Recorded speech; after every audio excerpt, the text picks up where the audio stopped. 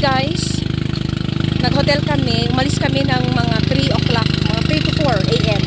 Nasa karating kami dito sa Calatagan, more or less sa 7:45 to 8 a.m.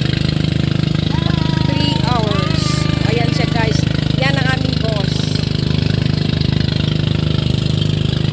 Oh, ang ganda ng mga floating cottage. So, pupunta tayo sa White Sand. Tapos ang arkila nito guys. So, 15 kami dito na nakasakay. Ayan. Hindi ko na tinanong kay sir kung magkano yung arkila niya dito. Ayan siya guys. So, first time ako. So, actually naman first time. Kumbaga, for how many years na rin bago ako sumakay sa mga kasi kabado ako guys sa mga dagat. Pero ayan, for a change naman. After sa maraming pagsubok sa paghanap ng mga benta, mag-relax naman tayo. Ayan. Yun ang gaganda doon, mga floating cottage.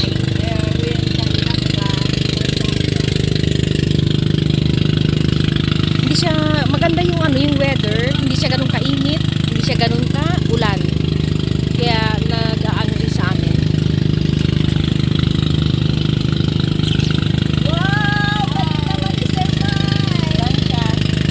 Ayan, may mamin nag-aano.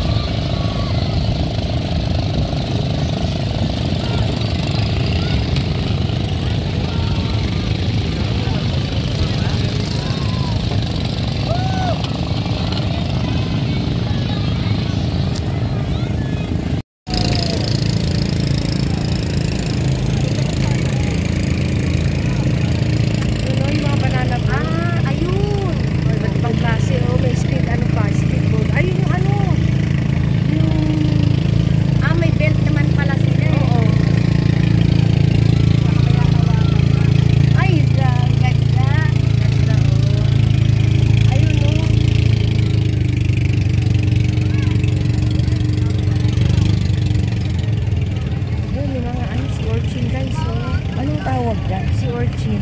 Makakain yan? Oo, lagyan na ng suka pagkabiyak mo. Oh, masustansya. Ano ba? Biyakin. Biyakin lang sila magbibiyak tapos kainin mo. Ano na? Yung sea urchin sis. Hindi yung tayum.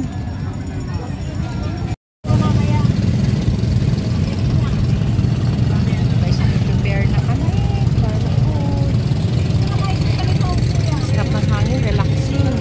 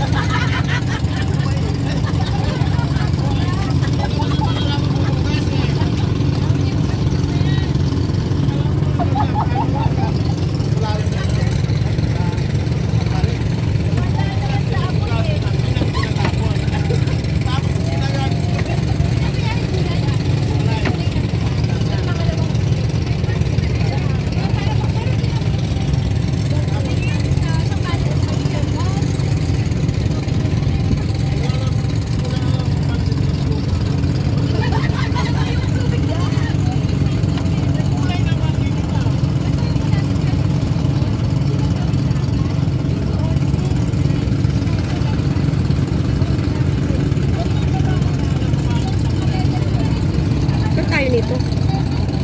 Ito na ba yun? At outin mo?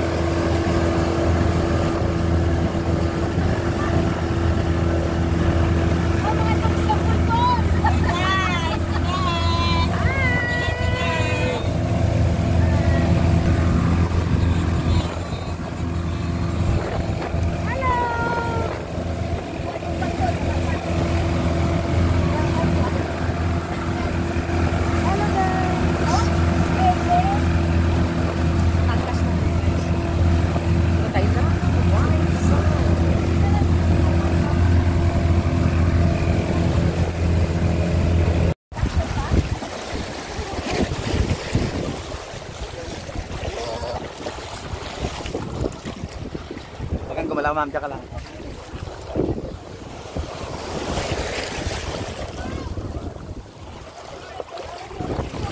Kawai.